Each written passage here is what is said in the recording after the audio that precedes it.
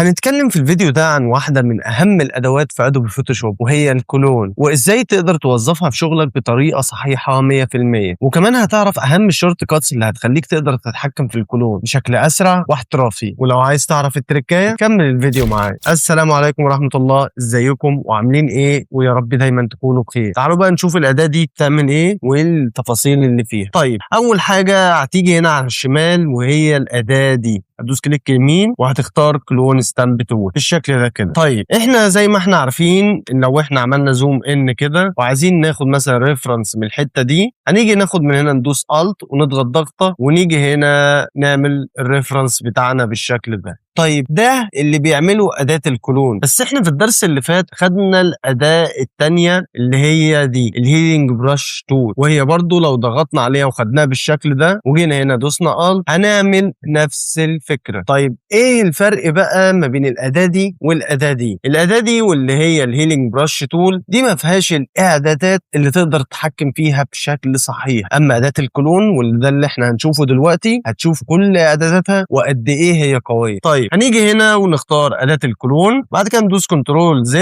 زد تاني علشان نشوف هنعمل ايه. بعد كده هنجيب الصورة بتاعتنا بالشكل ده. طيب هنعمل لير جديد زي ما احنا متعودين في الفيديوهات اللي فاتت. بعد كده هنيجي هنا ونبص كده على الإعدادات بتاعة الكلون، تلاقي هنا الأوباستي 100% وهتلاقي الفلو 100%، وده كله مش في أداة الهيلينج. طيب هتيجي هنا وتختار من هنا الكرنت بلو، هي هتلاقيها عندك واقفة على كرنت لاير، أو تختار all layers بالشكل ده، بس احنا هنختار هنا كرنت بلو علشان زي ما احنا عارفين ان اللاير يتطبق على الباك جراوند. طيب هتيجي هنا مثلا وناخد مثال، هندوس ال وعايزين نخلي الشكل العين دي شبه الشكل العين، يبقى هي نفس العين التانية، مش عايزين الحاجب يبقى نازل كده. طيب هنيجي هنا ندوس الت، هنيجي هنا وندوس نفس فكره الهيلينج بالظبط، هنيجي هنا ندوس الت كده وناخد الريفرنس بتاعنا. بعد كده هنيجي الناحيه الثانيه، بس ايه ده بقى؟ تعالى كده بص معايا، هو انا هبدا منين؟ يعني انا لو عملت كده وخدت الريفرنس، بص كده معايا الشكل يبقى عامل ازاي؟ مشوه بالكامل. طيب لو عكست وبدات من نفس الحته ومشيت، برضو هتلاقي الشكل مشوه بالكامل. المشكله هنا ايه؟ المشكله هنا ان كل شكل وليه سيمتريه بيتكون من جزئين،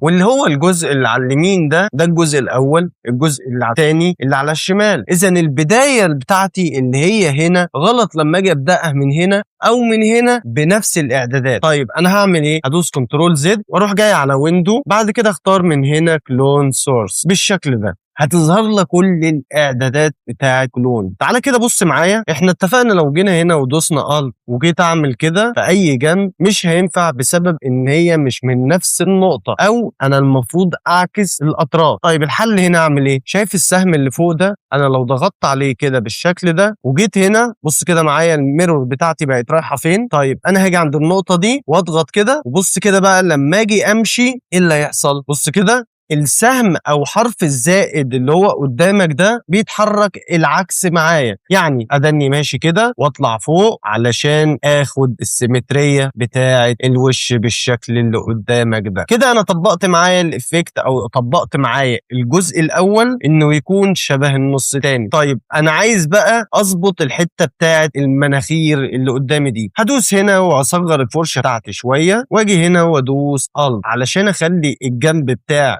المناخير ده هو يبقى الجنب ده. طيب انا جيت هنا دوست الت وضغطت بالماوس كده ضغطه ورحت جاي هنا كده في الحته دي كده بالظبط ورحت نازل بالشكل ده. بص كده معايا ايه اللي بيحصل كده؟ احنا خلينا الصوره بتاعتنا في السيمتريه بالظبط، نفس وش الراجل نفس كل حاجه، احنا بس ظبطنا شويه تفاصيل فيها. لو دوست كنترول زيرو ورجعت ورا عشان نشوف قبل ونشوف بعد، تعالى كده معايا بص كده قبل كده بعد. وأداة الكلون دي بقى مهمة جدا جدا جدا انك تفهم بس الحتة اللي انا بقولها لك دي. طيب تعالى بقى نروح نشوف الصورة التانية اللي قدامنا دي، هندوس كنترول زي كده ونكبرها بشوية كده، بعد كده نعمل زوم ان في الاتجاه ده. طيب وليكن مثلا ان احنا عايزين ناخد ميرور من الجزء ده من الحتة دي، هنيجي هنا ونعمل لاير، بعد كده هنيجي هنا ونضغط على الكلون سورس. هنا بقى معاك حتة او ميزة كويسة جدا جدا جدا، واللي هي انا لو جيت ضغطت هنا وخدت من هنا من الحته دي من النقطه دي خدت منها ميرور او خدت منها جزء وجيت كده مشيت، بص الناحيه التانيه كده لو انت شايف في الميرور معايا هو متاخد مظبوط 100%. طيب هل انا اقدر اتحكم في الزاويه بتاعه الميرور اللي انا خدتها دي؟